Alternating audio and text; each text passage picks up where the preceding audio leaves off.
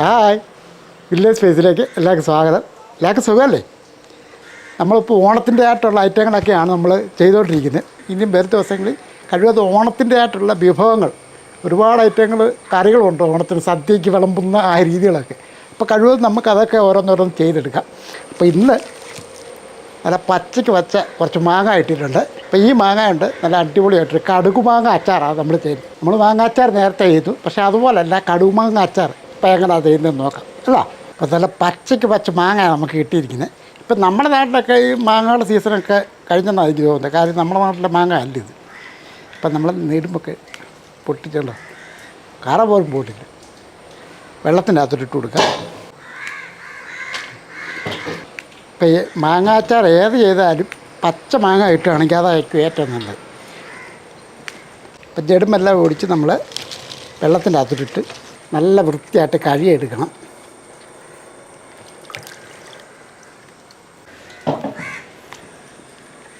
ഇത് നമ്മൾ തൊലി തെത്താതാണ് ഇത് നമ്മൾ അച്ചാറിടുന്നത്. അപ്പോൾ അതുകൊണ്ടാണ് നല്ലപോലെ വൃത്തിയായിട്ട് എത്രത്തോളം കഴുകിയെടുക്കാൻ പറ്റും അത്രത്തോളം നല്ലപോലെ കഴുകിയെടുക്കുക. നന്നായിട്ട് കഴുകി വൃത്തിയാക്കിയതിന് ശേഷം നമുക്കിതൊന്ന് തുടച്ചെടുക്കണം. ഇതിനകത്ത് ആ ഈർപ്പമായ ഒന്ന് മാറണം. ഇതുപോലെ കോട്ടൻ തുണി വല്ലതും എടുത്ത് ഈ തുടച്ച്, കോട്ടൻ തുണി കൊണ്ട് നല്ലപോലെ തുടച്ച് വൃത്തിയാക്കി എടുക്കണം. വെള്ളമായ ഒന്നും കാണല്ല, അതുകൊണ്ടാണ് നമ്മളിത് തുടച്ചെടുക്കുന്നത്. ഇനി ഇത് നമുക്ക് അരിഞ്ഞെടുക്കാം.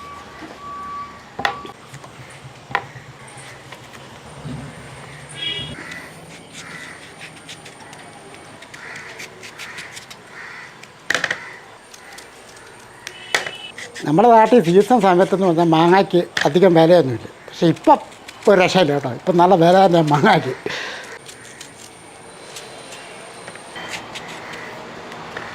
അപ്പോൾ ഈ മാങ്ങയെല്ലാം നമ്മൾ ഇതേപോലെ റെഡിയാക്കി വെച്ചിട്ടുണ്ട്. ഇനി ഇതൊന്ന് അരിഞ്ഞെടുക്കും. കടുമാങ്ങയ്ക്ക് അരിയുന്നതിനൊരു വിധമുണ്ട്, അതെങ്ങനെ നോക്കാം. കടുമാങ്ങയ്ക്ക് ചെറുതായിട്ടാണ് അരിയേണ്ടത്. ഇതേപോലെ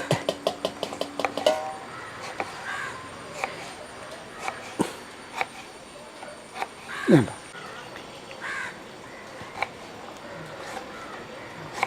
ഈ ഒരു അളവിലൊക്കെയാണ് എടുക്കേണ്ടത്.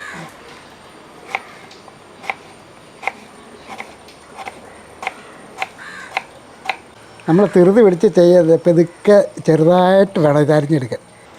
ഇത് തീരെ ചെറുതായിട്ടാണ് അരിയേണ്ടത്. അപ്പം വേറെ ആരുണ്ട് കൈ മുറിയാൻ സാധ്യതയുണ്ട്. അതുകൊണ്ട് അറിയാൻ പറ്റാത്തവർക്ക് ഞാൻ പറഞ്ഞതേ ഉള്ളൂ.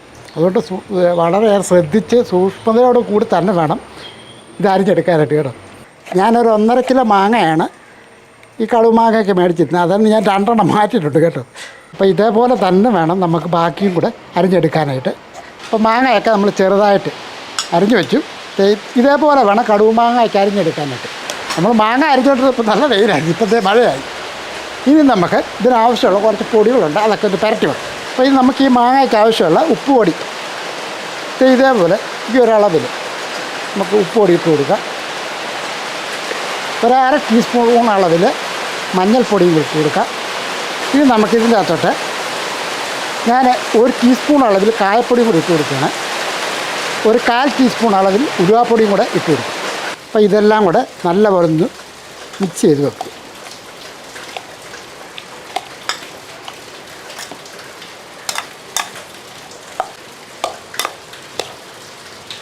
ഉപ്പും ആ കായപ്പൊടിയും ഉലുവാപ്പൊടിയും എല്ലാം ഇതിൻ്റെ എല്ലാ ഭാഗത്തും പിടിക്കണം. അപ്പോൾ അതുപോലെ വേണം അത് ഇളക്കി കൊടുക്കാനായിട്ട്. നല്ലപോലെ മിക്സ് ചെയ്തിട്ടുണ്ട്. ഇതൊന്ന് അടച്ചു വെക്കുകയാണ്. കാരണം ഈ മാങ്ങയിലൊക്കെ ഒന്ന് ഉപ്പ് പിടിക്കണം. ഒരു 10 മിനിറ്റ് ഇരിക്കണം. ഇത് നമ്മൾ അടുപ്പൊന്ന് കത്തിച്ചതിന് ശേഷം ഇതുപോലെ പാൻ അങ്ങോട്ട് വെക്കുക. ഈ പാൻ ഒന്ന് ചൂടായതിന് ശേഷം ആദ്യമേ തന്നെ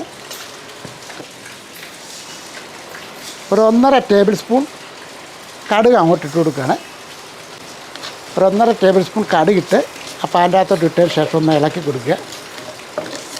അപ്പോൾ കടുക് ഇതേ പൊട്ടുന്നുണ്ട്. അപ്പോൾ കടുകൊന്ന് പൊട്ടിയതിന് ശേഷം അടുപ്പങ്ങ് നിർത്താം. അപ്പോൾ ഈ കടുക് ഒന്ന് തണുക്കട്ടെ.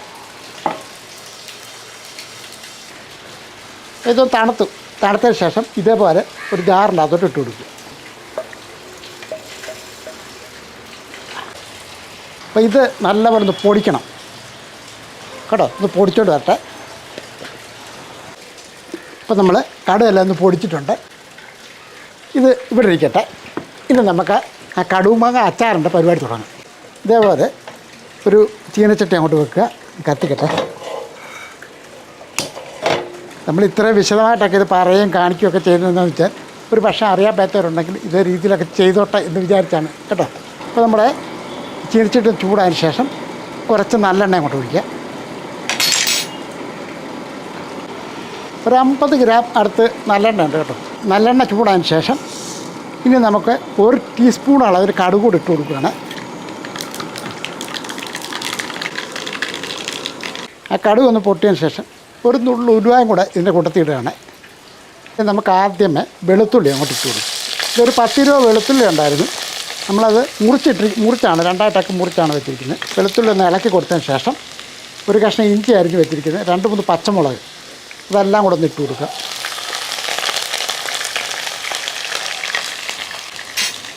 കൂട്ടത്തിൽ ഒരല്പം കറിവേപ്പില അതിലിട്ടു. ഇനി ഇതെല്ലാം കൂടെ ഒന്ന് ഇളക്കി ഇഞ്ചി വെളുത്തുള്ളിയും പച്ചമുളകും കരിവേപ്പിലയൊക്കെ ഒന്ന് മൂപ്പിച്ചെടുക്കണം. ഇനി ഇതെല്ലാം മൂത്തിട്ടുണ്ട്. ഇനി ചെറിയ തീയിൽ മതി. ഇനി നമുക്ക് പൊടികളൊക്കെ ഇട്ട് കൊടുക്കണം. ഞാൻ ഒരു 2 ടേബിൾ സ്പൂൺ അളവിൽ കാശ്മീരി മുളക് പൊടി, 1 ടീസ്പൂൺ അളവിൽ എരിവുള്ള മുളക് പൊടി അതുകൂടെ ഇട്ട് കൊടുക്കുകയാണ്. ഇനി തന്നെ ഇളക്കി കൊടുക്കും.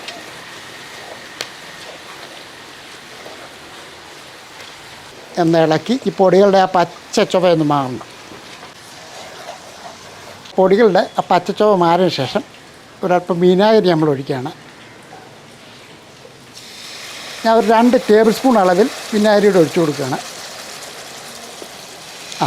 ആ വിനാഗിരിയുടെ ഒഴിച്ചു കൊടുത്തതിന് ശേഷം ഒന്ന് ഇളക്കി ആ വിനാഗിരിയുടെ ആ ഒരു കുത്തര മാറണം. ഇനി ഇതങ്ങ് നിർത്തുകയാണ് അടുപ്പ് മാറിയ ശേഷം. അപ്പോൾ അടുപ്പ് നമ്മൾ നിർത്തിയിട്ടുണ്ട്. ഇതിങ്ങോട്ട് താഴോട്ട് വെക്കുകയാണേ. ഇനി ഈ മാങ്ങ അരിഞ്ഞ് വെച്ചിരിക്കുന്നത് നമുക്ക് അങ്ങോട്ട് ഇട്ട് കൊടുക്കുക. ഇനി നമ്മൾ നേരത്തെ പൊടിച്ച് വെച്ചിരിക്കുന്ന കടുവും കൂടി ഇതിൻ്റെ അകത്തോട്ട് ഇട്ട് കൊടുക്കുക.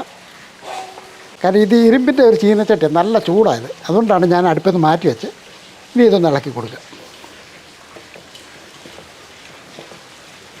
ഇപ്പം നമ്മുടെ കടുകുമാങ്ങ അച്ചാർ. കാര്യം മാങ്ങ അടുപ്പത്ത് വെക്കേണ്ട കാര്യമില്ല കേട്ടോ. കാര്യം മാങ്ങ അടുപ്പിച്ച് വെച്ച് വേവിക്കല്. ഇത് ഈ രീതിയിലാണ് നമ്മളെ കടുകുമാങ്ങ അച്ചാർ ഇടുന്നുണ്ട്. അപ്പം നമുക്ക് ഒരു പക്ഷേ ഇത് പുളി നോക്കണം മാങ്ങയുടെ കേട്ടോ. ആവശ്യത്തിന് പുളി ഉണ്ടോ എന്ന് നോക്കണം. പുളി ഇല്ലെന്നുണ്ടെങ്കിൽ വിനാഗിരി ആ പുളിക്കനുസരിച്ച് ചേർക്കണം. അപ്പം നമ്മൾ മാങ്ങയ്ക്ക് ഉപ്പിട്ടിട്ടുണ്ടായിരുന്നു. ഒരു പക്ഷേ ഒരു ഉപ്പ് കുറവാണെങ്കിൽ ഒരല്പം കൂടി ഇട്ട് കൊടുക്കാം. അപ്പോൾ ഇതിനാവശ്യമുള്ള ഉപ്പ് ഇട്ട് കൊടുക്കുക എന്നുള്ളേ ഉള്ളൂ. അപ്പം നല്ല ടേസ്റ്റി ആയിട്ട് തന്നെ ഒരു കടുകുമാങ്ങ അച്ചാർ. ഇപ്പോൾ ഓണത്തിൻ്റെ ആയിട്ടുള്ള രീതിയിലുള്ള ഫുഡുകളൊക്കെയാണ് നമ്മൾ ചെയ്യുന്നത്. സദ്യക്കുള്ള സദ്യവട്ടത്തിൻ്റെ കറികളൊക്കെ ഓരോന്നോരോന്നാണ് നമ്മൾ ചെയ്തുകൊണ്ടിരിക്കുന്നത്. ഈ കടുകുമാങ്ങ അല്ലെങ്കിൽ ഇതേപോലുള്ള അച്ചാറുകളൊക്കെ നമുക്കെല്ലാവർക്കും അറിയാവുന്ന ഒരു ഐറ്റം തന്നെ.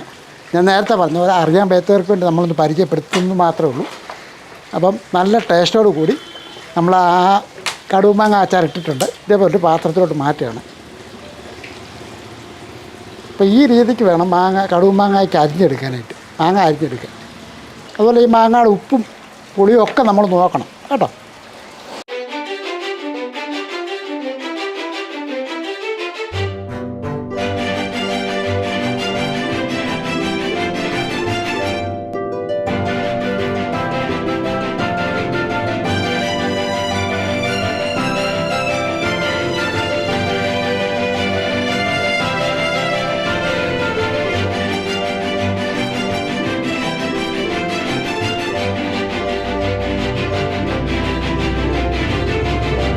നല്ല അടിപൊളി ടേസ്റ്റ് തന്നെ നമ്മളെ കടുകുമാങ്ങ അച്ചാറിട്ടിട്ടുണ്ട്.